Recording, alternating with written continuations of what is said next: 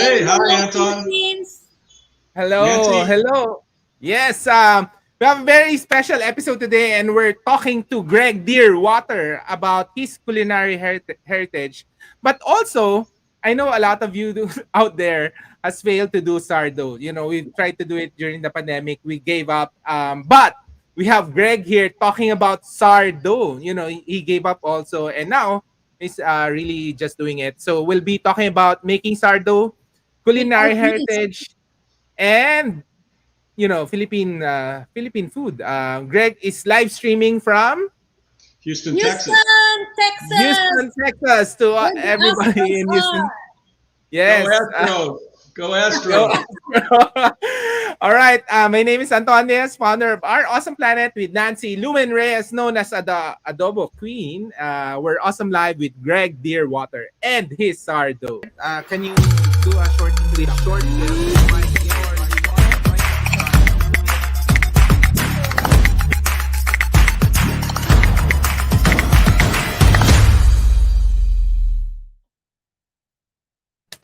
All right, Greg. Hi, So Greg. let's start off with an introduction for people to get to know you before we get to into the sardo. How did you get started, and what was your culinary influence when you're growing up? Yeah, I'm glad you asked that, Anton. So I grew up in Cincinnati, Ohio, which was largely German immigrants. At least my family was, and there were a lot of them there. And when I was 5, my father passed away, and we moved into the house together with my mother's parents and her sister. So I basically had 4 parents in a way, but I had no father. But in that house, there was a lot of what I would call stock German cooking, boiled cabbage, boiled sausage, vinegars, which ties into the Filipino cuisine. Um, and there was sauerkraut. And other than that, I mean, we didn't eat that every day, but I mean, that was always there. And all the relatives were German. And because I was the oldest and my grandmother wanted to include me in things, she would invite me to help her in the kitchen. So I would take on anything. I would peel potatoes, or I'd get to cut something, or I would boil something. And I would just watch these recipes go on. And I wouldn't say I have relatives watching, so I apologize, but I don't think I was raised in Lyon or, the gastronomic epicenter of the universe. It was good basic home cooking, comfort food. And it wasn't anything really special. It was just how I grew up, and I had this taste for these things. But I also learned to work in the kitchen and, see the process of something being prepared all the way to the end. What kind of vinegar was that? I'm just curious. Is it like Filipino vinegar? It Like, wasn't it wasn't putti, but it was I think it was Heinz 57 cider vinegar. We used to pour okay. these on cut tomatoes with salt and pepper with sugar. We would put it on. We'd get a quarter of the cabbage on a plate with the sausage, and then we had a little cruet and then we'd pour it all over the cabbage or So that was the vinegar that's typically German in a typical German meal. yeah, Okay. apple cider vehicle vinegar, and there was always on the table this cruet with um, other thing like oil and salt and pepper and things like that. So there was one of the basic condiments. Yeah, that was probably you were being channeled to Filipino food already as early Yeah. as 5 years old.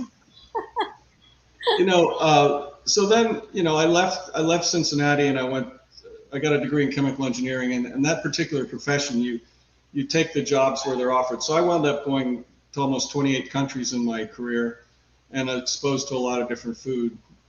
And this included, I mean, I wasn't passionate about any one particular cuisine, although if I had to rank the top cuisines, I would always say Italian and Chinese and Japanese, because I really like those kind of foods. It wasn't until Mhm. 20 years ago when I met my wife that I got into Filipino food like dinuguan and lechon and Ooh. a lot of things that most people couldn't believe I ate. I like it. So, I currently work for a French company, and I've been to France a number of times, into Europe, and obviously the bread over there is fantastic. Yeah. Yes. And it's just, you eat it and you feel like it's food. I was raised on Wonder Bread, bologna, and yellow mustard sandwiches, and peanut butter and jelly. The peanut butter had more structure than the bread, you know. And so anyway, I didn't think anything of it, but I did appreciate these fantastic breads. And then when the pandemic came, you know, I thought it was apocalyptic. You know, I was reading the paper every day. I was really freaked out. I needed, you know, and I knew about bread in a sense that I knew that my boss made it, and he was French, and it was good. So I said, well, let me just try this. Everybody's doing these things. And so I did the typical thing as a chemical engineer. You know, I Googled it. You know, engineers are notorious for not reading instructions, or men. So, but the books are important, and I have a few examples of books that I wanted to just show which actually taught me. So my initial foray into the thing was I knew I wanted to do sourdough because it was, I'm also type 2 diabetic, which the sourdough bread has a low glycemic index. Yes. Oh. And it's also because of the fermentation process, it converts the grain. It's sort of like a grain processor. It converts everything you need to live into this loaf of bread, right? So if I was in a situation where I had to live without anything else, I could live off this because it has everything I need in it, protein and minerals and vitamins. So that is what motivated me, but it's what I learned later. And it's not the bread that's the problem. It's when you put the fantastic French butter on it. Yeah.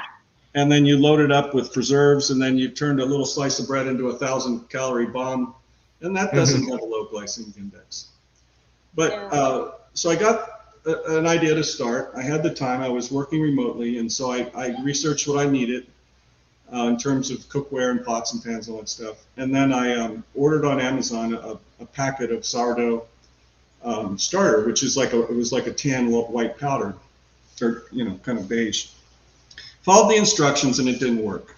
And the lady had a disclaimer: if this doesn't work, tell me, I'll give you a new pack. You know, I made a few things, and this basically comes out looking about this size. You know, a third. It's like a Frisbee, it's like cement. And if you chewed it, it tastes like bread, but it certainly didn't have the air in it. And so I knew something was wrong. And so I tried researching some more. And then I found this is supposed to be sort of the Bible of making sourdough. And in this book, it tells you the instructions on how to do everything and how to make different recipes, but it's all bread. Yeah. And it tells you how to make a levain. So you start, you know, with the levain. Greg, what's levain? Levain is a French word for leaven. It's spelled Levain.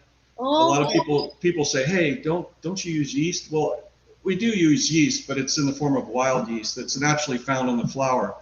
So you basically start with, you know, whole wheat, organic, you know, get the right percentage of protein. That's very important.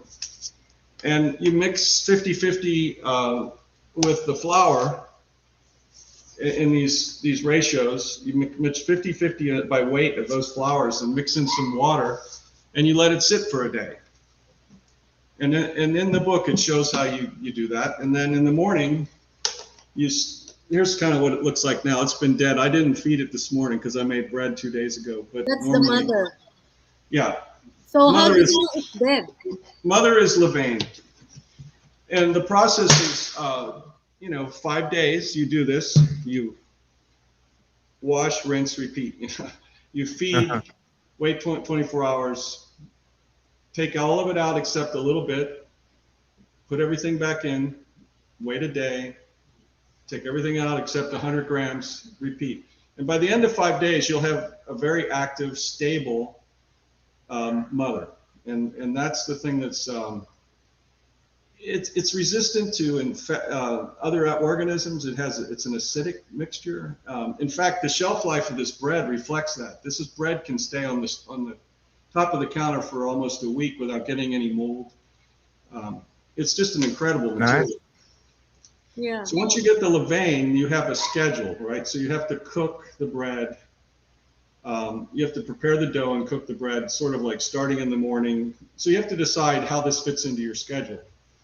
If you work into an office and you have to go in every day, you're basically relegated to baking on the weekends. And this freezes very well, by the way. I can cut this loaf into quarters, put it in gallon bags, and put it in the freezer, and I give it away to people, and I'll pull it out. It's just as good as when it was just made. So we do that. That's how I do mine. Yeah. Bread you gave me. Yeah. And but like if you're working remotely, you can. Somebody said, "Do you use a bread machine? Do you use yeast?" And the answer to both of those is no. I don't even know what a bread machine does. I think you throw everything in there and it does everything. I'm not sure.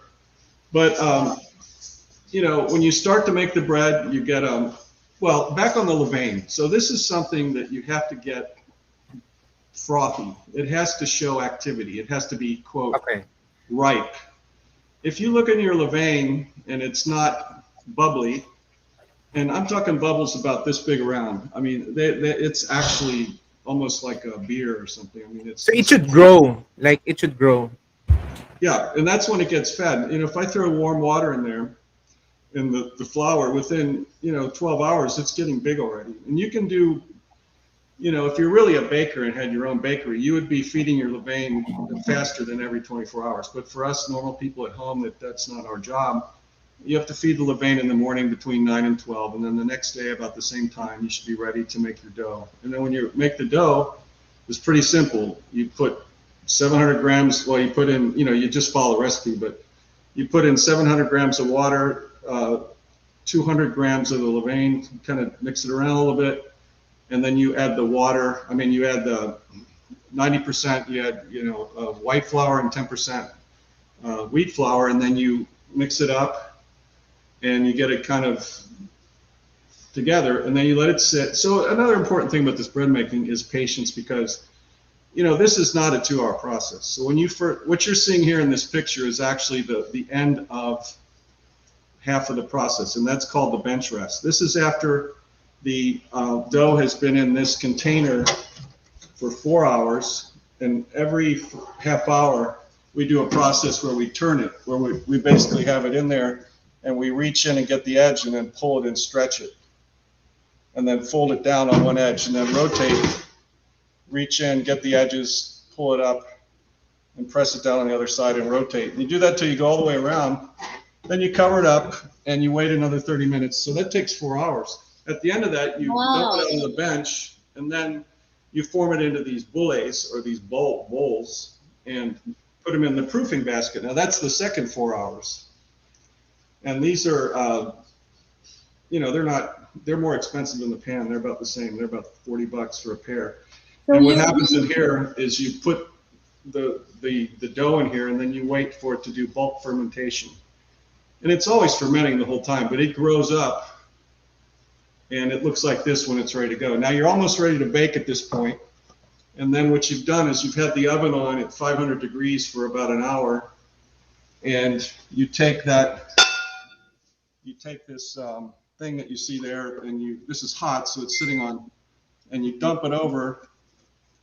And the beauty of this is, though putting it in the lower part, is there's a little razor blade thing called a lame, L-A-M-E, and you cut it, which is called scoring, and you can make your designs, and that allows the bread to expand. And that's what these things are in the top.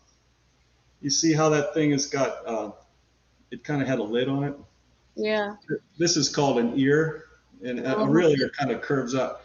This allows it to expand, so you've got this design on the top. Now, my wife likes to make stars, so she'll go across with a lot of, make a beautiful flower, looks like a lotus.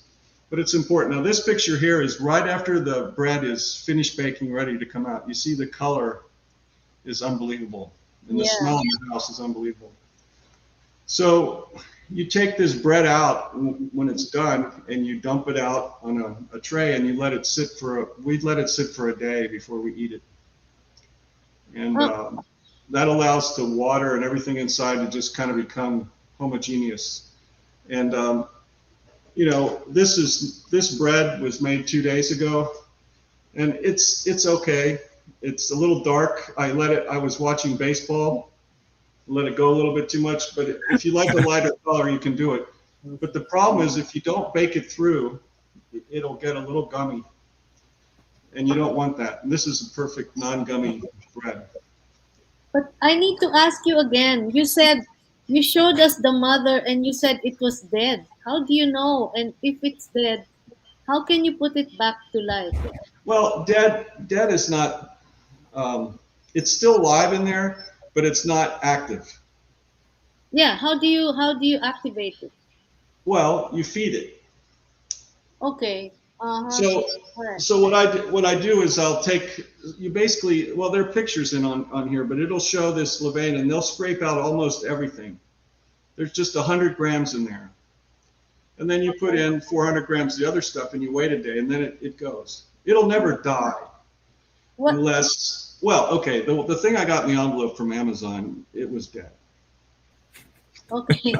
Yeah, I maybe. don't know what happened. I don't know what happened. uh, why I mean, why it's just, won't I just Greg, why won't I just make my life easy and use some yeast instead of not using any? oh yeah, that's like almost a sin because the yeast was created to allow bakers to bake bread faster, but it Yeah. bypasses the long fermentation process in which the protein and the gluten and Yeah. the nutrients are transformed into the final products that you get the value out of. Yeast just puffs it up fast, but it hadn't fermented. So you're really eating more of a flour than a fermented bread. Okay, so if you use yeast, then it doesn't become sour. Is that it? No, yeah, What I'll makes take it this sour? back. I'll take this back. My boss uses baked sourdough, and he uses yeast because he doesn't want to wait 8 hours after he's made his dough before he bakes. Okay, And these books have recipes where you add a yeast, but it's very little. okay. So you decided to do it is that the German way? Is that the Greg way? What way? Is that traditional? Do Well, people still I do follow I that? follow very closely so I learned how to make my levain from this book. Okay. And this is a award-winning book, a James Beard Award and some other things. But then turns out the guy that wrote this book worked at this San Francisco bakery, and this is also another fantastic book. Okay. And Tartine. this is the one where it teaches you how to make the levain, and it shows. It's basically what I follow, and it has all the pictures. You can see how to do everything. Yeah. And Yeah. so it's not my way. It's my way comes into when I see a failure. You know, I had a number of failures. I started out with, hey, let's make baguettes. That's good. And I bought a thing from Henri for a bakery thing to keep the steam in. And I used just regular flour and followed the directions with yeast. It was like a baseball bat when it came out. My family was eating it, but they're laughing the whole time. And then we start playing with it and hitting it it was really hard. And then we made pizzas. So that was a failure. 1 out of 3 was fantastic. We tried to use the levain and to make sourdough dough to use the pizza.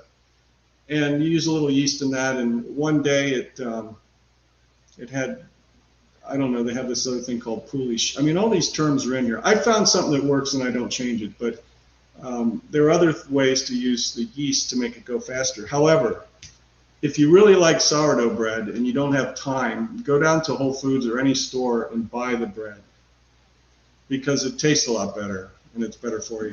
Okay.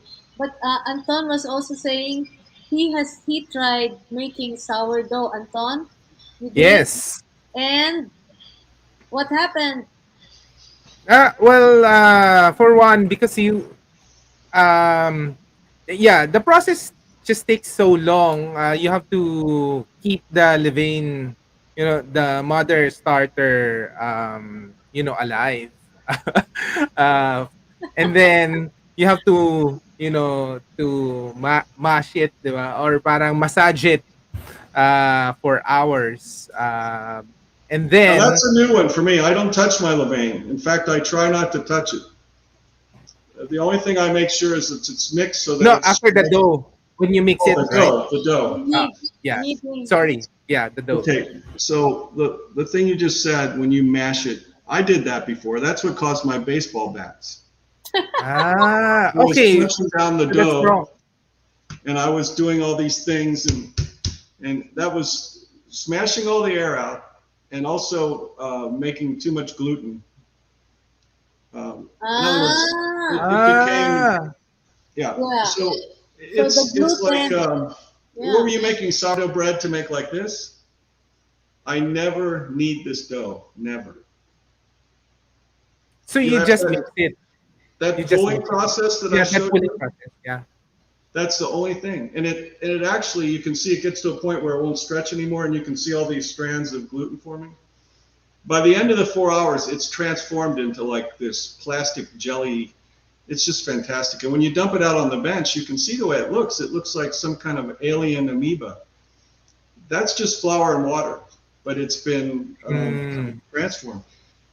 No. Now, once I get it to make the boule, there's this process where you pull it over your hand and rotate the bowl, and you do that. So there you are working it, but there's none of this. Okay. And that's something I learned. I got to tell you, one of the things so I had my failures, and then you said that I failed, and I got back into it. Pandemic was still raging. I still love the bread. It was a challenge. I'd failed, and I wanted to figure out how to do it. And I kind of went off of it for a while because my levains were turning dark, and they had a layer of alcohol on them. They smelled terrible. They were too shifted with lactic acids. It was just wrong. It wasn't the right balance. Once this thing is balanced, I took off a few days. I mean, about 7 days. Went traveling to a couple weddings, and I put it in the fridge. But when I brought it out, I let it sit on the counter 3 or 4 days. I made this bread out of it 2 days ago, and there's nothing wrong with this. Why? Somehow it became stable. I don't know how. Some people claim they have their levain 25, 30 years. Same bakery say, oh, I've been using this since I started. Yeah. I don't believe that. It might be true. No, but it's true. Anton, you know, in the Philippines, you have Village Gourmet. Yes. He said his mother came from the States. He brought it back to the Philippines, and he still uses that to produce all the breads the sourdough he sells in the supermarkets. I So believe it. I believe it. You know, there's some bakeries in France that have had a long tradition of making some certain kind of baguettes. You know, the baguettes we eat now in France do have yeast in them, but not too much yeast. And they would just cut off a little piece of the dough and give it to a guy, or they can actually take this and build off of it. Yeah, but What other failures did you have, Anton? I mean, what else happened? Yeah, and I think the moisture in the Philippines, I don't know, when we bake it, we don't probably have the proper, what do you call that pan? The Dutch oven. Yeah. So this actually is talked about in the books. Yeah. And it actually keeps the water in there. And that's important, right? You need to have very, that very type of important. Because if you don't do it, it'll become. I used to lay on the floor here and watch it without the lid, and I'd spray the bottle and I'd put ice cubes in there, and it would just kind of go up a little bit. The first time I got it with that Dutch oven, it just almost pushed the lid off. This they call spring. It's like magic. I don't know what happens. It's like professional bakers have a humidity control in their ovens. Yes. It sprays water in. So that's super important. Okay. It makes the crust. It makes the crust hard and keeps the moisture in, but allows it to expand. It's just fantastic. Yeah.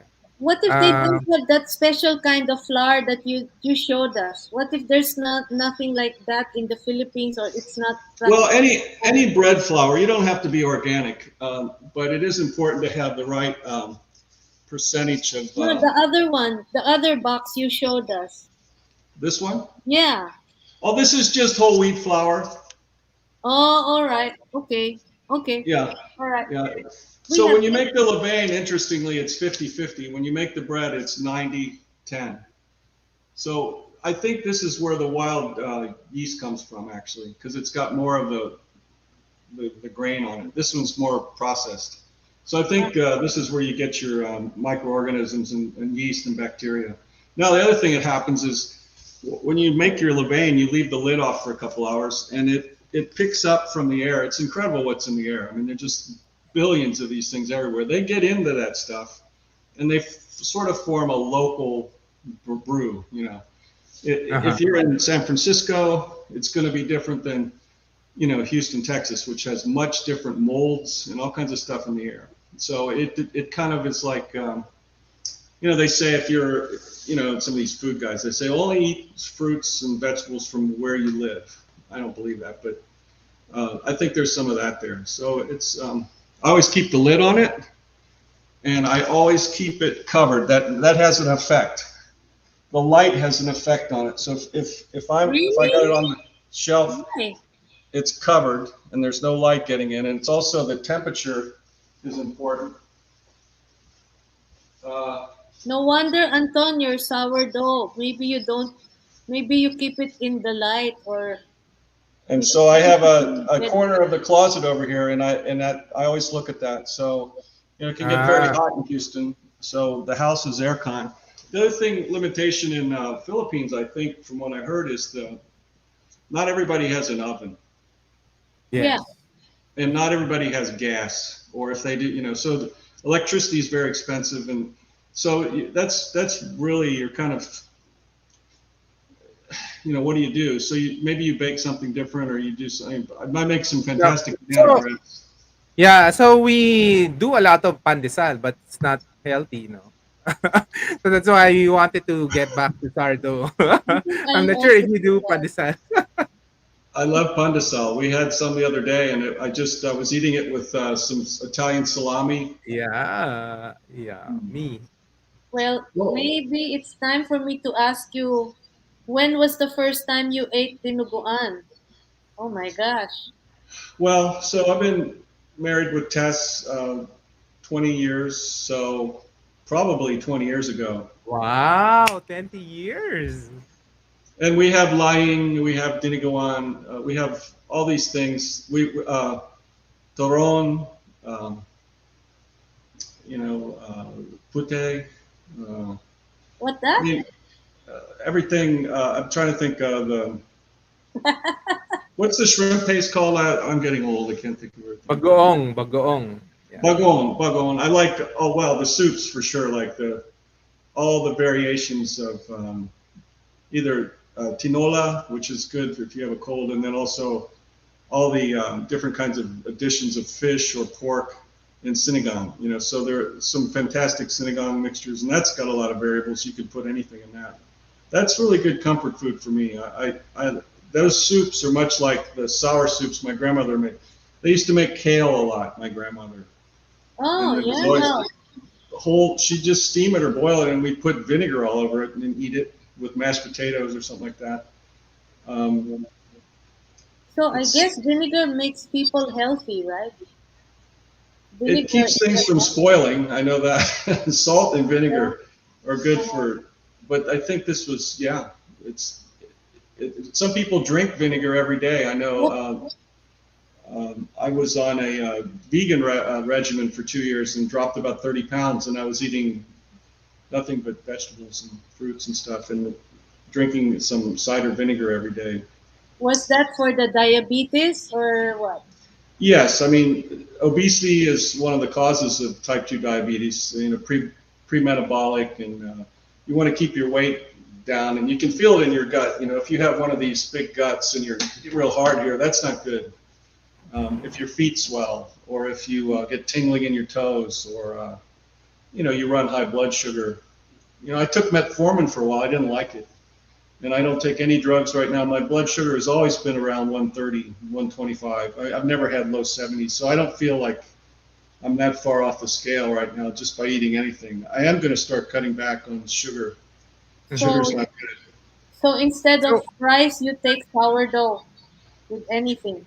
I still eat a lot of rice because, you know, you can see the rice cooker back there. Oh, she took it away. My wife, she wanted to make. We have a rice cooker there in the corner. I don't know why she removed it. But sometimes I'll get the Jones. I'll see everything laid out. Like, oh, she put it away. What's the wrapped fish with the leaves and all the garlic, and it's got the string tied around it. Pangat? It's bangus with the Trinity and then a coconut milk wrapped up in strings. Yeah, I love that, but I had it 2 days ago and I just looked at it and I went in and got some bread and made a sandwich. Nice. Now, Greg, just a question on Filipino food. What's your take on Filipino food? Why is it not taking off in the US or internationally? And you've experienced it with your Filipino food is really like a home cooked. Well, everybody loves lumpia. Okay, why is that? So lumpia is crunchy, it's salty, it's like what they know from Chinese food, like Shanghai or things like dinigawan, blood sausage. Those are kind of European sensibilities. I think Americans have come a long way, but they're not used to. They don't want to eat chocolate meat. If you tell them what's in it, if you just tell them it's spare parts and blood, they're going to freak out. Yeah. But on the side, I just think if you think why is it not adopted? It takes a lot of preparation. It's using materials that aren't known, common. And I think the lechon is always a big hit. The pancit is always a big hit. Things that are more like Chinese food, when you get into the specialties and shrimp paste, not everybody cares for that. I mean, it's an acquired taste, but I think Americans have gotten off of, I don't know. Adobo? The fast food came back during pandemic because they could drop it at the door and, people have gotten fat again. I don't know. Actually, the stuff that Nancy makes, the beautiful pork belly that's braised and has, Americans would eat that. Mm-hmm. Especially in the South, people love barbecues and all that kind of stuff. So that's a cuisine mixture that would go well in the States. So it just takes sort of capital. It's not mass produced. It's kind of like, everybody can make burgers and fries and all these things. But I mean, pizza, it's a universal food because it's easy to make and it's crunchy and fat and salty and has cheese and it's easy. Maybe you come up with a Filipino pizza, but then sell noodles on the side. I don't know. There are Filipino pizzas. They have the longanisa. They have the sisig pizza. These are innovations. But I wanted to ask you, a particular way of cooking that's Bicolano, which is your wife's origin, is cooking with coconut milk. Yes, love it. Oh, good. Okay. Yeah. So, like, what dishes? Ginataan. What are the ginataan dishes that you Oh yeah, enjoy? I forgot about that one. Well, I thought you said ginitan. Yeah. Yeah, well, I mean that's like a fantastic mixture of fruit. I mean tuber vegetables and jackfruit and so forth. It's just very good. And I kind of got in sago. It kind of goes back to our desserts when we were a kid were chocolate pudding or tapioca or ice cream or cake. But I love the tapioca, the pearl tapioca. So that's another thing that you could leverage. I really like the flavor of that. But yeah. Okay. Now back to dinuguan. You said you ate that the first time 20 years ago when you met your wife. Were you just in love or pretending to like it so that you could get her? Oh, Or her or the dinigawan? Huh? Just kidding. Her or the dinigawan? I will take a challenge because I always felt like this. I'd go to Japan all the time. I'd eat anything. Really? Except natto, fermented soybeans. But I will never not try something in a foreign cuisine because my theory is these people have lived there for tens of thousands of years. That's what they eat. It can't be bad. It's not going to be poisonous. It just may be something I don't like to eat, the taste. And if everybody's loving something, I want to try it. Okay. What's your bucket list of food? What else would you like to try? You don't have to say Filipino.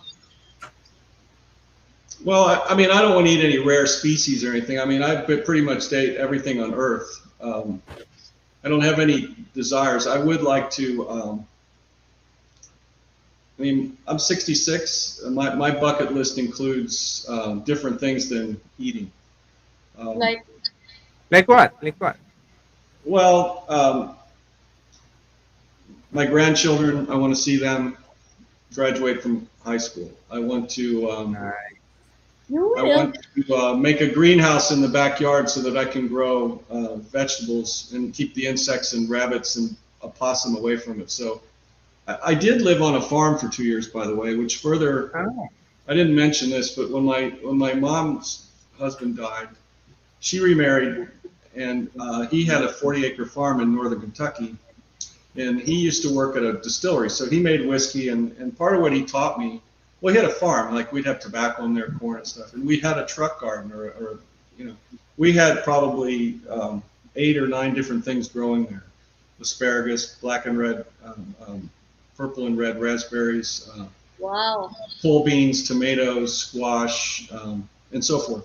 And I tilled the ground with a rototiller and went up and down, put the stakes in, strung the strings, put the beans, went out to get the asparagus in the morning. So I knew how food was sourced and how it's grown.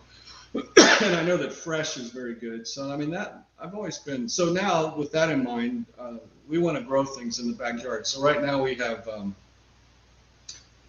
jackfruit tree, we have a mango tree, we have Malunggay. malunggay. One day I took this beautiful picture of the malunggay. The sun is coming in and it's just perfect. I come home for lunch and it's scalped. And my wife harvested it and it was in my lunch soup. But these things that we want to grow, flowers, we have beautiful orchids. So I like gardening a lot. And what else? I just hope that I'm healthy. Yeah. To help and teach my grandchildren is really my bucket list. Now, we'll pick up a comment. Well, the name is It's Me LA. Proud of you, Tito Greg. So I'm not sure who. Who is that, LA? Yeah, LA. Oh, that's my daughter. She'll say good things even if. No, thank you, LA. Here comes Tess. Okay. Hello, hi. Come and sit here. I need a drink. She needs a drink. Hi, She- Tess.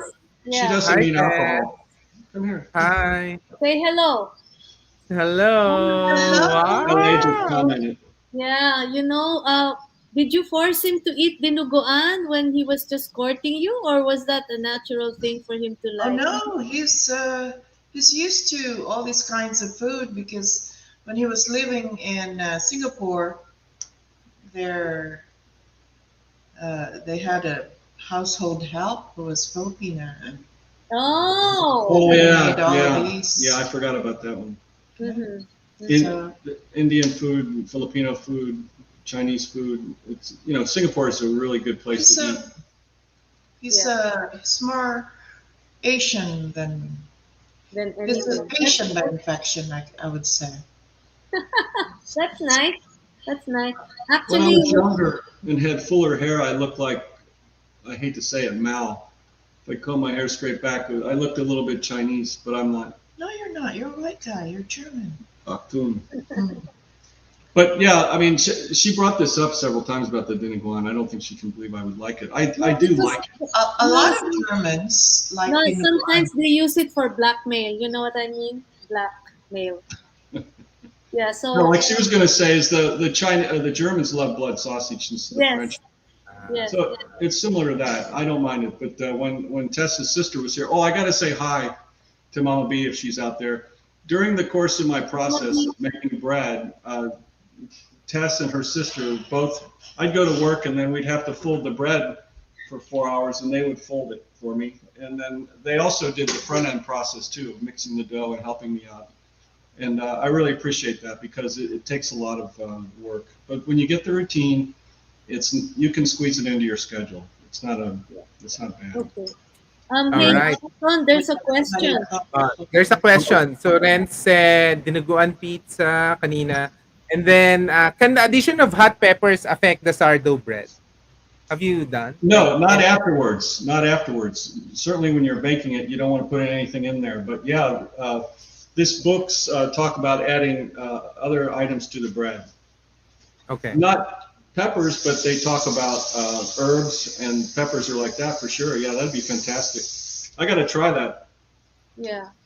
Won't that explode? I mean, I tried frying peppers and they just exploded like gunfire. Yeah, that's capsicum. You don't want to do that. You're lucky you didn't lose your breath or your eyes fall out. It's very dangerous to do that and breathe that stuff. In Yeah. baking, it's about 450 in the baking after you start, and so no, it's not going to hurt. It makes a nice taste. In fact, I've got to try that hot pepper in there. We have beetleberries. Do you want to show that? We grow peppers in the back, and we have these nice little peppers, and Uh-huh. that's good. I got to make that because this bread, you can put walnuts in there or olives. These Kalamata olives. I haven't done that yet. The peppers sound better than both of those things. Yeah, newly harvested peppers from the. Wow. Ah, Wow, that's wow. nice. Yeah. That's nice. Yeah. Yeah. We love. Yeah. Yeah. We love chili. Now, Greg, when you were failing, was there a chef or a video or something that inspired you to proceed to continue to do your Yeah, the sourdough? Netflix show called Cooked by Pollen, Pollen. It's something like air, water. Air, water, salt.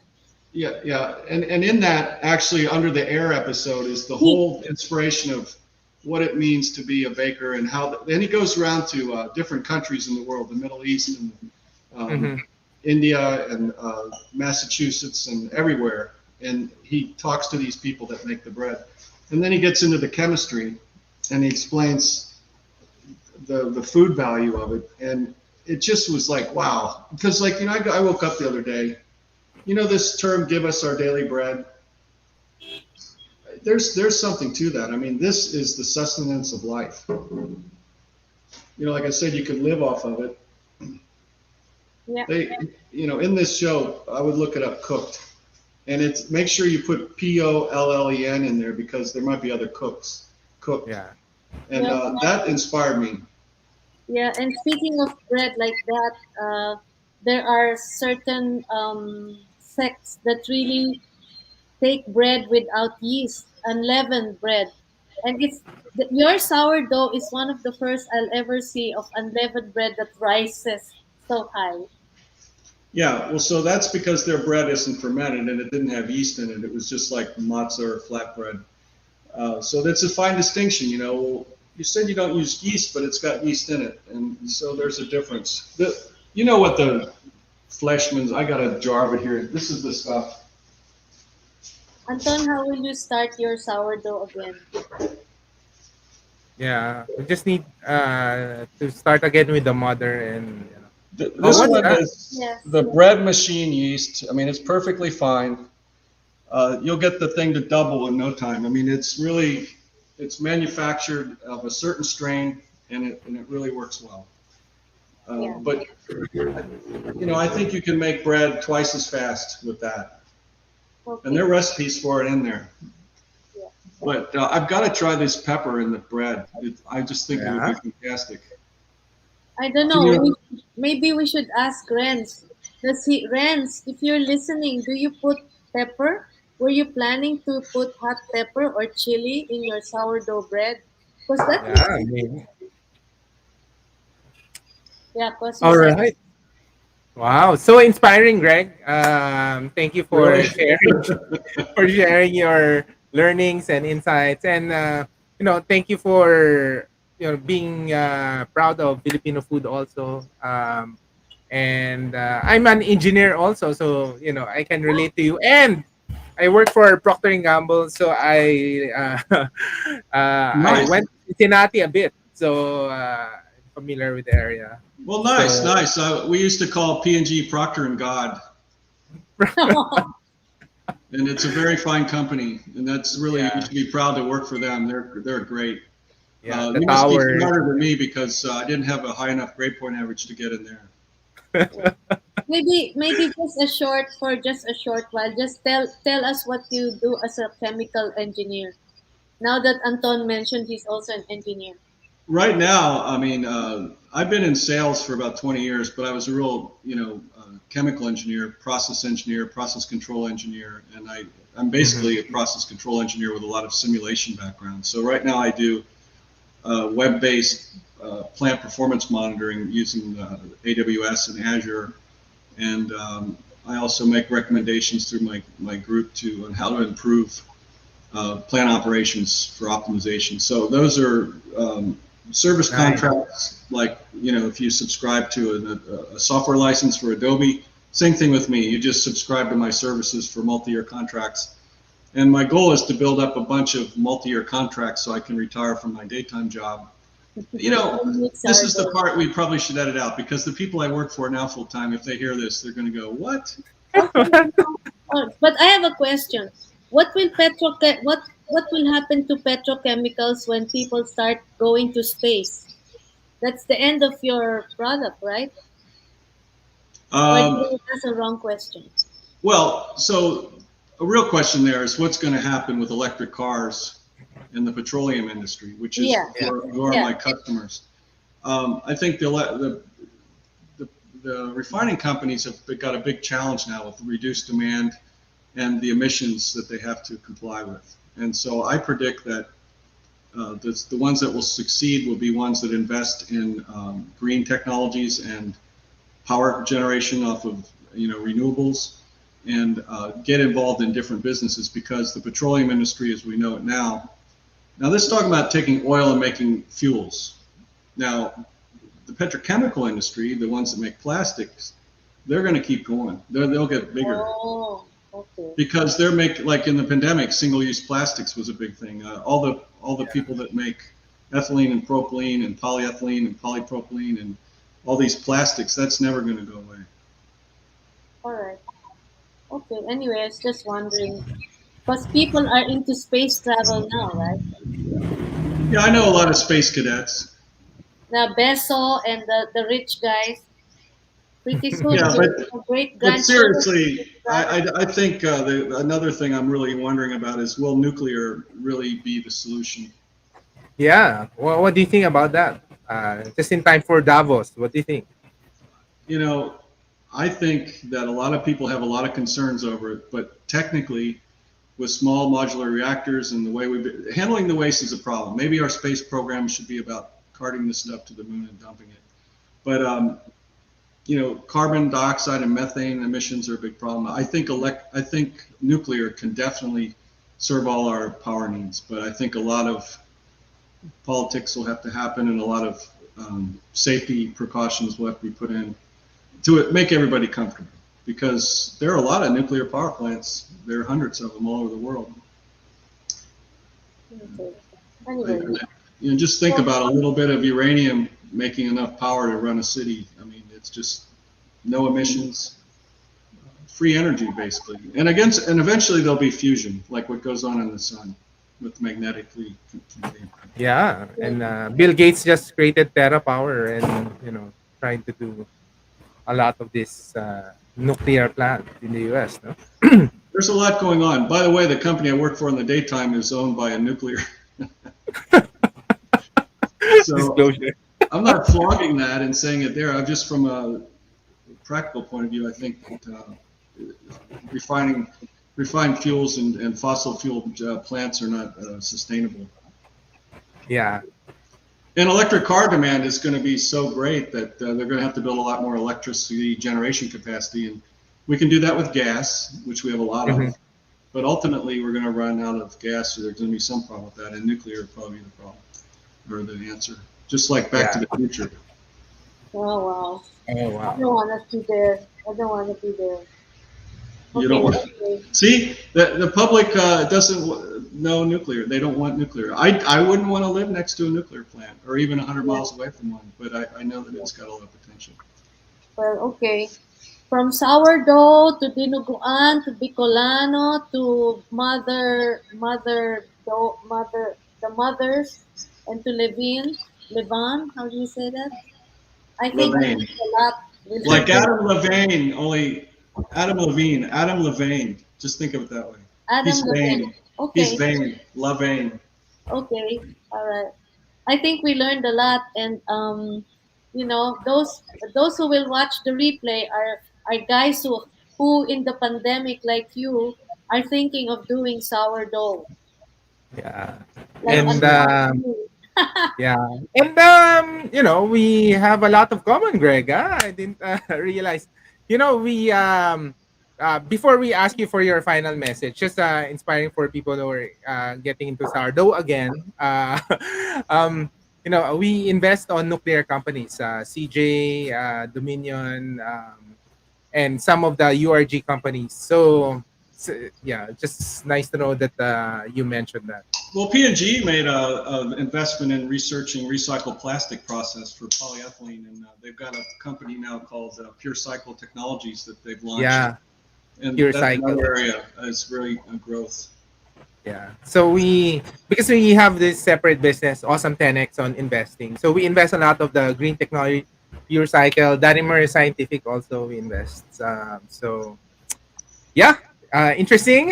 Nice to meet you, Greg. Maybe some final message for people out there, your family and friends, and to those people who are getting into sourdough again. Well, Yeah, my because it's message all for me is the that it's something. holidays. You can give them away. They can make sourdough and give them away, and the sourdough bread can last for a year. Well, the bread I gave you, Nancy, I hope you didn't wait that long to eat it, but It's you're correct. done. I don't have any more left. So my message would be that today is very hectic. There's a lot of distraction. There's a lot of fear. There's a lot of problems. It's never changed. But you can tell I'm a grandfather. I got businesses, and the sourdough making process. When I'm into it, it takes me out of all that. It makes me just think only about the bread, which is a great hobby. And so not only that, it has the benefit of being super healthy and a long shelf life, and everybody appreciates it. If you give somebody something that took you 12 hours to make, it may only have $10 of raw materials in there, but it's really a precious gift. And you're very proud of it. When you take it out of the oven, my wife plays mahjong, and she's got 10 people in the house, and I go around with my loaf, look at it, and they all praise me. Oh, it's fantastic. And then, you know, but it's a true compliment, and it's a great feeling of accomplishment because you basically made this from just flour and water. Yeah. And it's a cool feeling. Yeah. All right. Maraming salamat. Thank you. Salamat po. Nancy, any final comments or questions? No, I think it's inspiring because it doesn't have any chemicals or anything. It just goes by a natural process. Life finds a way, and if you do it right, it will just rise and give you bread. So with if it was not pandemic, Greg would not have found sourdough to become his favorite hobby. But well, in that way, that it was good because now we're going to try doing our own sourdough. All Yes, right. yes. Thank you, All Greg. right. Thank Well you. said. Thank you, Greg. Good evening. Good evening, Thank you Nancy. forever. Bye-bye. And Bye. guys, for those watching on the replay, please share this with your family and friends who needs that inspiration for sourdough. Again, my name is Anton Diaz with Nancy Lumen Reyes, and thank you, Greg Dearwater, for sharing your inspiration. And signing off, live an awesome life, guys, and make sourdough bread. Thank Give us you. a Bye-bye. bread. Give me Can you bread. do a short English? Short English.